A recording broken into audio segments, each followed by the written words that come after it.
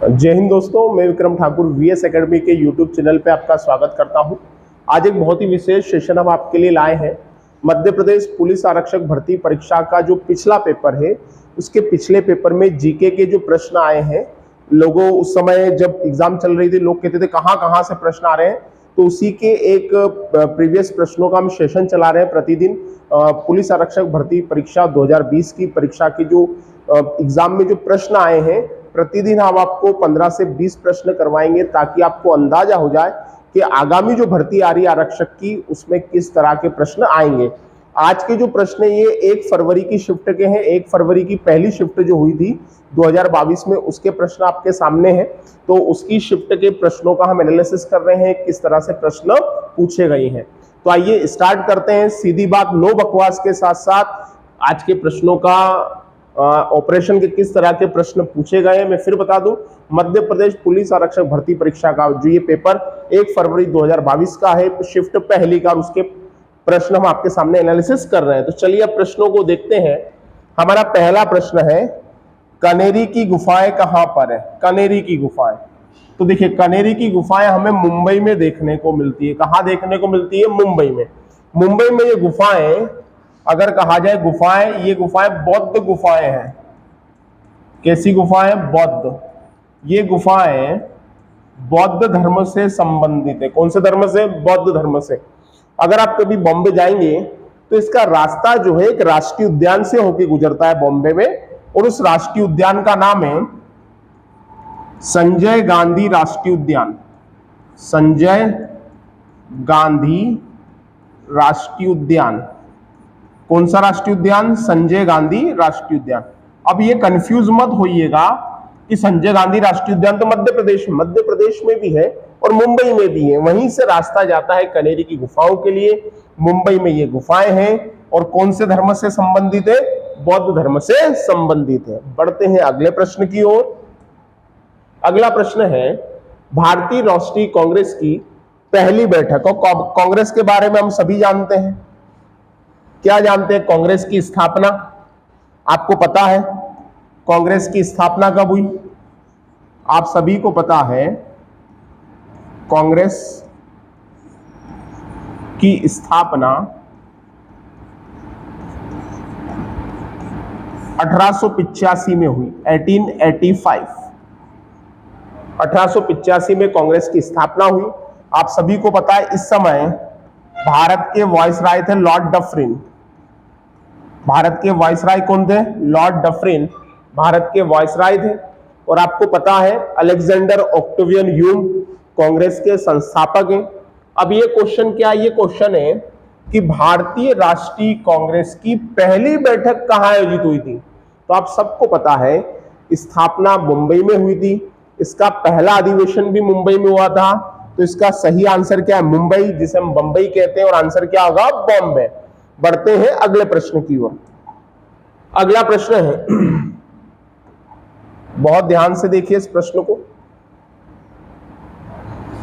अगला प्रश्न है, निम्न में से कौन भारत का सर्वाधिक सोना उत्पादन करने वाला राज्य है? कौन सबसे ज्यादा गोल्ड का प्रोडक्शन करता है भारत में? केरल, आंध्र प्रदेश, गुजरात, कर्नाटक। तो आपने पढ़ा होगा और एक मूवी भी देखी होगी, केएफजी करके मूवी आई थी। तो आपको पता है कोलार और हट्टी, कोलार और हट्टी, कोलार और हट्टी की खदानें कर्नाटक में है। कोलार और हट्टी की खदानें कर्नाटक में हैं।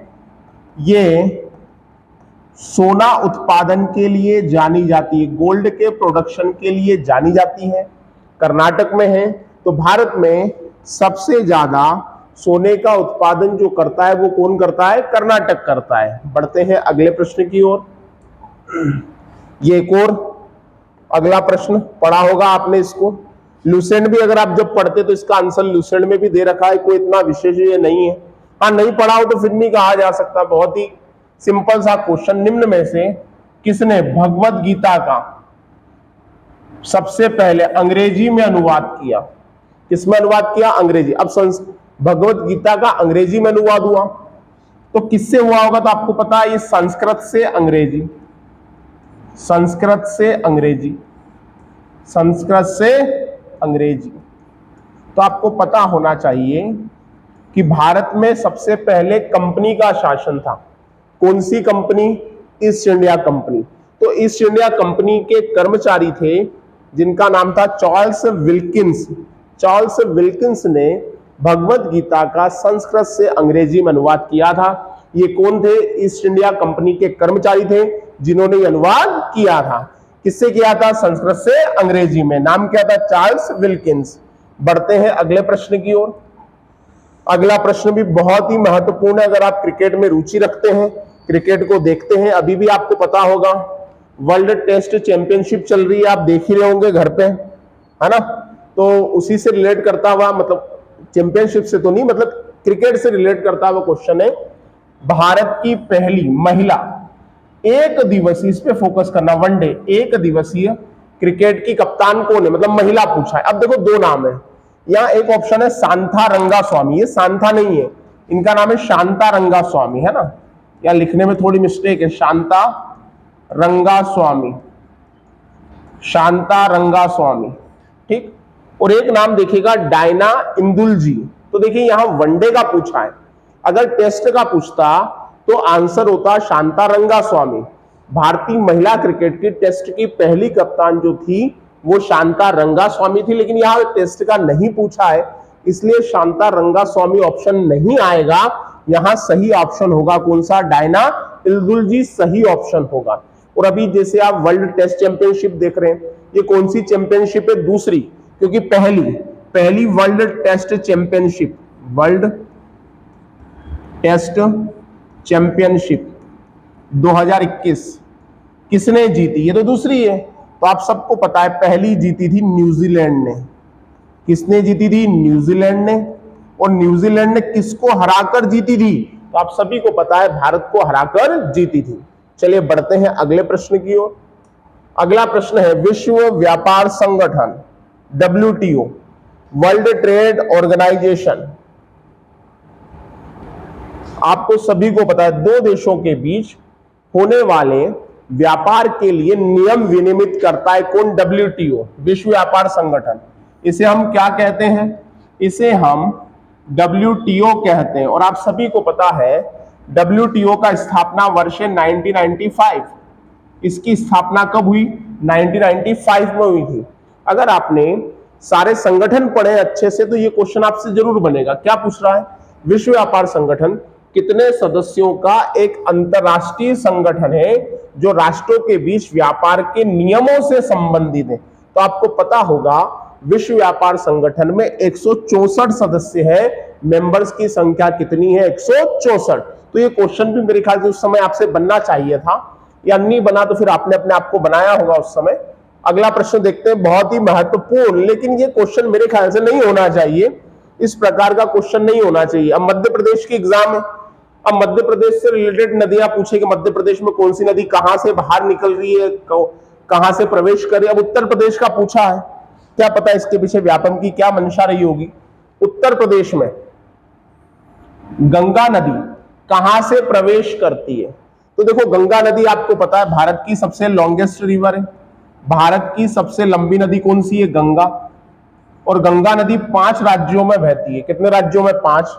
आप सभी को पता है उत्तराखंड, उत्तराखंड से उद्गम होता है उत्तराखंड, फिर उत्तर प्रदेश, फिर हमारा लालू जी के राज्य में जाती है बिहार, फिर झारखंड को टच करती है झारखंड, और फिर पश्चिम बंगाल। तो इन 5 राज्यों में गंगा नदी बहती है और सबसे ज्यादा बहती है उत्तर प्रदेश में। कहां बहती है? उत्तर प्रदेश में। तो उत्तर प्रदेश में गंगा नदी बिजनौर से प्रवेश करती है। कहां से प्रवेश करती है? बिजनौर से। ये क्वेश्चन मेरे ख्याल से डिफिकल्ट होगा क्योंकि हम मध्य प्रदेश पुलिस आरक्षक की भर्ती परीक्षा की तैयारी कर रहे हैं, तो हम विशेष फोकस मध्य प्रदेश की नदियों पर करते हैं। हाँ, हम भारत के भूगोल में तो भारत की नदियां देखते ही हैं, पर ये थोड़ा ज्यादा डिटेल हो गया। इस प्रकार का क्वेश्चन मेरे नॉलेज से तो नहीं आना चाहिए, क्योंकि इसमें केवल हम तुक्का ही लगा सकते हैं। क्योंकि हम पड़ोसी राज्यों में बहुत सारी नदियां बहती हैं, हम किसका अंदाजा लगाएंगे कौन सी नदी पड़ोसी के घर में से जा रही है? अब कल से राजस्थान का पूछ ले तो मेरे ख्याल से थोड़ा डिफिकल्ट है। चलिए बढ़ते हैं अगले प्रश्न की ओर। अगला प्रश्न है, एक और महत्वपूर्ण पद जो आपके इतिहास से लिया गया है, इतिहास में सिंधु सभ्यता से। देखिए प्रश्न, भारत में वैदिक सभ्यता निम्न में से कौन सी नदी के किनारे फली फूली? अब मेरे ख्याल से तो इसके ऑप्शन चेंज होने चाहिए थे या सिंधु नदी का नाम होना चाहिए था, क्योंकि सिंधु नदी के कारण उस सभ्यता को सिंधु घाटी सभ्यता कहा गया, लेकिन यहाँ पे सिंधु नदी का नाम नहीं है। इस कारण से इसका आंसर जो माना गया है वो कौन सी नदी है? सरस्वती नदी। कौन सी नदी? सरस्वती नदी। सॉरी, वैदिक सभ्यता से क्वेश्चन है कि वैदिक सभ्यता निम्न में से किस नदी के किनारे फली फूली? तो इसका आंसर क्या है? सॉरी, मुझे सिंधु सभ्यता ध्यान रख गया। क्वेश्चन वैदिक सभ्यता के निम्न में से, भारत में वैदिक सभ्यता निम्न में से किस नदी के किनारे फली फूली? तो आंसर क्या है? सरस्वती नदी। बढ़ते हैं अगले प्रश्न की ओर। अगला प्रश्न है, शंकर लक्ष्मण। अगर आप हॉकी के खिलाड़ी हैं तो आपने शंकर लक्ष्मण का नाम सुना होगा। क्यों? क्योंकि शंकर लक्ष्मण बहुत प्रसिद्ध प्लेयर रहे हॉकी के। इनका संबंध महू से है। कहां से? महू से। इसका आंसर तो मैं दे ही चुका हूं। किसके खिलाड़ी है? हॉकी के। महू से संबंध रखते हैं। कहां से संबंध रखते हैं? महू से। 1956, 1960, 1964 का ओलंपिक भी इन्होंने खेला है, तो महू से संबंध रखते हैं। महू का नया नाम आपको पता है, अंबेडकर नगर है, इंदौर जिले में आता है। अगला प्रश्न, मध्य प्रदेश के किस जिले में बंदर हीरा प्रोजेक्ट संचालित है? सबसे महत्वपूर्ण, आपको पता होगा कुछ समय पहले छतरपुर के जंगलों के में जो हीरो के भंडार पाए गए, उसके लिए वहां का जंगल काटा जा रहा था, बुक्सवाहा। वहां का जो जंगल काटा जा रहा था वो इसी प्रोजेक्ट से रिलेट करता है। तो ये बंदर हीरा प्रोजेक्ट जो है ये शुरू किया जा रहा था कहां पर? छतरपुर में। स्थानीय जो लोग हैं वो यहाँ के जंगलों को काटने का क्या कर रहे हैं? विरोध कर रहे हैं। तो बंदर हीरा प्रोजेक्ट कहां पे शुरू किया जा रहा है? छतरपुर में। बढ़ते हैं अगले प्रश्न की ओर। गोविंदगढ़ पैलेस। गोविंदगढ़ पैलेस किसके शासकों का ग्रीष्मकालीन निवास था? अब देखिए यहां पे व्यापम की एक कमजोरी समझिए, व्यापम के ऑप्शन देखिए। गोविंदगढ़ पैलेस किसके शासकों का ग्रीष्मकालीन निवास था? अब देखिए, दतिया, मांडू, ओरछा, रेवा। यहां रेवा से रिलेट करता हुआ आंसर है रीवा। क्या आंसर है? रीवा। जो गोविंदगढ़ पैलेस है वो रीवा के शासकों का ग्रीष्मकालीन क्या था? निवास था। अगर किसी ने रीवा के शासकों को पढ़ा है तो बहुत अच्छे से इसका आंसर लगा देगा, लेकिन अगर किसी ने नहीं पढ़ा है तो मेरे ख्याल से उसे गेस करने में परेशानी होगी, वो ओरछा और मांडू ही लगाएगा।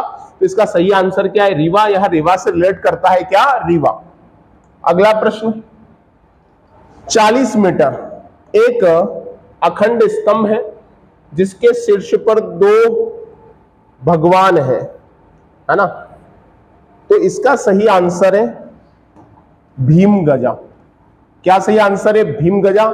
40 मीटर एक अखंड स्तंभ जिसके शीर्ष पर 2 मुखी भगवान है, तो इसका सही आंसर क्या है? भीम गजा। अगले प्रश्न की ओर बढ़ते हैं। गोंड किला। गोंड किला हमें पता है कि हमारे गोंड शासकों का शासन रहा है। रानी दुर्गावती गोंड शासिका रही, आप सबको पता है। तो गोंड किला सतखंड में स्थित है। गोंड किला सतखंड में स्थित है, मतलब कौन से जिले में स्थित है? तो देखो आपको पता है मंडला। मंडला जो है गोंड शासकों से संबंधित रहा है।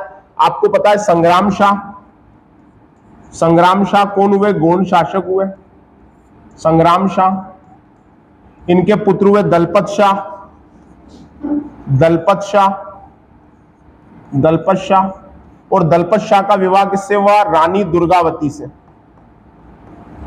रानी दुर्गावती किससे हुआ? रानी दुर्गावती। तो इसका सही आंसर क्या है? इसका सही आंसर है मंडला।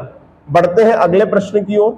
अगला प्रश्न, त्रिकूट पहाड़ी कहां है? सबसे महत्वपूर्ण, अगर आपने अच्छे से मेहर जिला पढ़ा है, कौन सा जिला? मेहर। अगर आपने अच्छे से मेहर जिला पढ़ा है तो आपको पता होगा मेहर माता का जो मंदिर है, मां शारदा का जो मंदिर है वो मेहर में है। और ये कौन सी पहाड़ी पर है? त्रिकूट पहाड़ी पर है। कौन सी पहाड़ी पर है? त्रिकूट पहाड़ी पर है। मेहर में किसका मंदिर? तो आप सबको पता है मेहर में मां शारदा का मंदिर। किसका मंदिर? मां शारदा का मंदिर।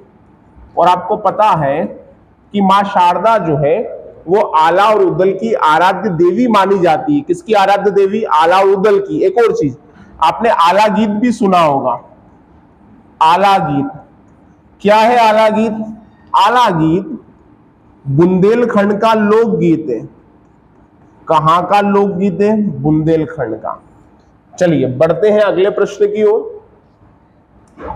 अगला प्रश्न है नवंबर 2021। एक बात ध्यान रखिएगा, सारे क्वेश्चन 1 फरवरी 2022 की शिफ्ट के, पहली शिफ्ट के हमने हमारी तरफ से कोई क्वेश्चन इसमें नहीं डाले। सारे वही क्वेश्चन है जो आपको करवा रहे हैं, ताकि आपको इस बार अंदाजा लगे कि कहां कहां से क्वेश्चन बन सकते हैं। चलिए देखते हैं अगले, ये वाला प्रश्न नवंबर 2021 में जारी नीति आयोग के बहुआयामी गरीबी सूचकांक के अनुसार मध्य प्रदेश भारत का कौन सा, मतलब नीचे ऑप्शन दिए, कौन सा गरीब राज्य है? तो आपको पता होना चाहिए जो नीति आयोग ने रिपोर्ट जारी की थी 2021 में, उसमें मध्य प्रदेश का कौन सा स्थान था गरीबी राज्यों की सूची में? तो मध्य प्रदेश का चौथा स्थान था। कौन सा स्थान था? चौथा स्थान।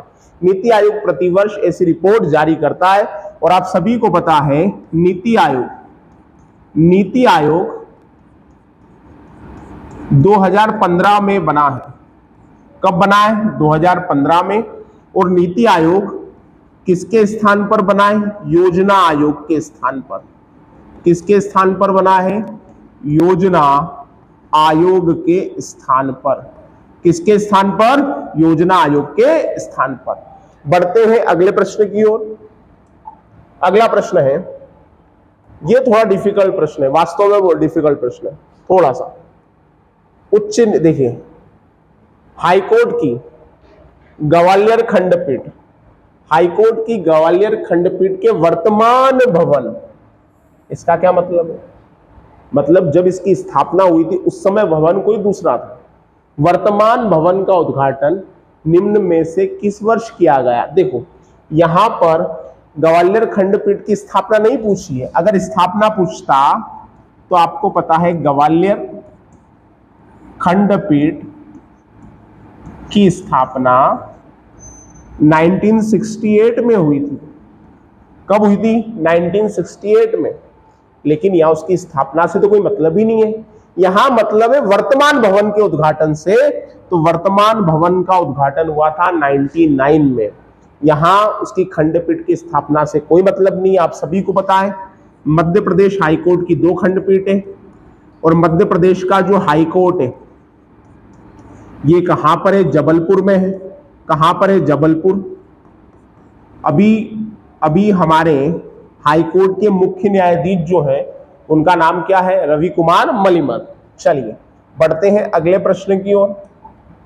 अगला प्रश्न है एक और महत्वपूर्ण प्रश्न। ऐसे क्वेश्चनों ने बच्चों का दिमाग जरूर खराब किया था, क्योंकि आसानी से इनका सोर्स उपलब्ध नहीं है। सोर्स उपलब्ध है लेकिन बहुत आसानी से नहीं है। देखते हैं ये वाला प्रश्न। नागपुर उच्च न्यायालय की स्थापना के लिए लेटर्स पेटेंट, जिन्होंने 2-4 महीने तैयारी की उनसे तो उनकी खोपड़ी में तो इधर उधर भी नहीं जाएगा ये क्वेश्चन। लेटर्स पेटेंट निम्न में से किस अधिनियम के तहत जारी किया गया था? आप सभी को पता है हमारे यहां सीपी बरार का क्षेत्र था। जब मध्य प्रदेश बनने के क्रम शुरू हुआ था तो मध्य प्रदेश 3 भागों में विभाजित था। पार्ट ए का नाम था सीपी बरार, उसकी राजधानी क्या थी? नागपुर। तो ये नागपुर हाईकोर्ट के संबंध में बातें की स्थापना के लिए लेटर्स पेटेंट निम्न में से किस अधिनियम के तहत जारी किया गया था? तो इसका आंसर है भारत सरकार अधिनियम 1915।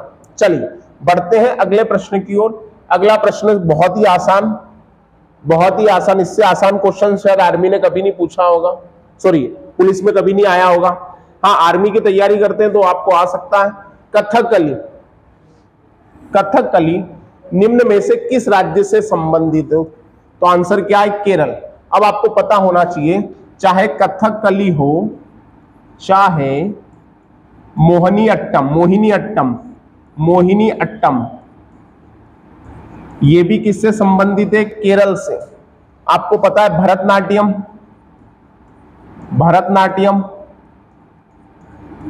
ये तमिलनाडु से संबंधित है। कुचिपुड़ी, कुचिपुड़ी, कुचिपुड़ी आंध्र प्रदेश से संबंधित है। आंध्र प्रदेश। कथक उत्तर प्रदेश, उत्तर भारत या उत्तर प्रदेश दोनों माने जाएंगे, उत्तर प्रदेश। फिर बिहू असम, बिहू असम। और अभी फॉरेस्ट गार्ड की एग्जाम चल रही है, उसमें पूछा है तेरह ताली। तेरह ताली नृत्य कहाँ का है? तो आपको पता होना चाहिए, तेरह ताली राजस्थान का है। कहाँ का है? राजस्थान। कालबेलिया, कालबेलिया ये भी कहाँ का है? ये भी राजस्थान का है, कालबेलिया नृत्य। इसके अलावा घूमर, घूमर तो विशेष, घूमर कहाँ का है? ये भी राजस्थान का है, राजस्थान का। भांगड़ा गिद्दा बताने की आवश्यकता नहीं है, भांगड़ा और गिद्दा, भांगड़ा और गिद्दा ये कहाँ का है? ये पंजाब का है। तो देखो नृत्य भी आया था, बहुत सरल था, सारे नृत्य आप करके रख लीजिए एक बार। तो कथकली का संबंध कहां से? केरल से। चलिए बढ़ते हैं अगले प्रश्न की ओर, और ये अंतिम प्रश्न है हमारा। इसके आगे के प्रश्न हम सोमवार को जो सीरीज आएगी उसमें लेंगे, और ये शाम को पूरी सीरीज मध्य प्रदेश पुलिस आरक्षक भर्ती परीक्षा के प्रीवियस प्रश्नों की रहेगी। तो आपको अनुमान हो कि अब जो नई वैकेंसी आ रही है उसमें हमें किस तरह से तैयारी करनी है। चलिए अंतिम प्रश्न, नवंबर 2019 में मध्य प्रदेश सरकार ने राज्य सरकार की नौकरियों में खिलाड़ियों को कितने प्रतिशत आरक्षण देने का फैसला किया? तो आप सबको पता है, हमारे जो वर्तमान गृह मंत्री हैं उन्होंने इनके संबंध में प्रेस कॉन्फ्रेंस की थी उस समय, और आरक्षण कितना % देने की बात कही थी? 5%। मध्य प्रदेश के खिलाड़ियों को मध्य प्रदेश की सरकारी नौकरियों में 5% आरक्षण दिया जाएगा। तो दोस्तों ये कुछ प्रश्न थे जो 1 फरवरी की शिफ्ट के थे। अगली शिफ्ट के प्रश्नों को लेकर हम सोमवार को उपस्थित होंगे आपके सामने 12 तारीख को। इन प्रश्नों को आप देखिए, एनालिसिस कीजिए, क्योंकि एक गलती दूसरा मौका नहीं देती। हमारा पूरा प्रयास है कि ज्यादा से ज्यादा क्वेश्चन आपको करवाए जाए। मैं आपका कोई एंटरटेनमेंट करने के लिए नहीं आया हूं कि आपको 2-4 शायरियां सुनाऊं, क्योंकि परीक्षा का दौर है। ये काम कब किया जाता है? जब हमें मोटिवेशन की जरूरत कब पड़ती है? जब हमारा गोल बहुत दूर है हमसे, कि यार अभी एग्जाम डेट नहीं है। लेकिन आपको पता है मध्य प्रदेश में विधानसभा चुनाव है इस साल, कई एग्जामों की डेट आपको पता चल गई है, कई की ओर चलेगी, लेकिन एग्जाम होना है। तो इसलिए बिना देर किए आप एनालिसिस कीजिए और अपनी तैयारी को सही मुकाम पर पहुंचाइए। मिलते हैं नेक्स्ट वीडियो में। अगर आपने अभी तक हमारा यूट्यूब चैनल सब्सक्राइब नहीं किया है तो सब्सक्राइब कीजिए, ज्यादा से ज्यादा शेयर कीजिए और अपने दोस्तों को भी बताइए। जय हिंद, जय भारत।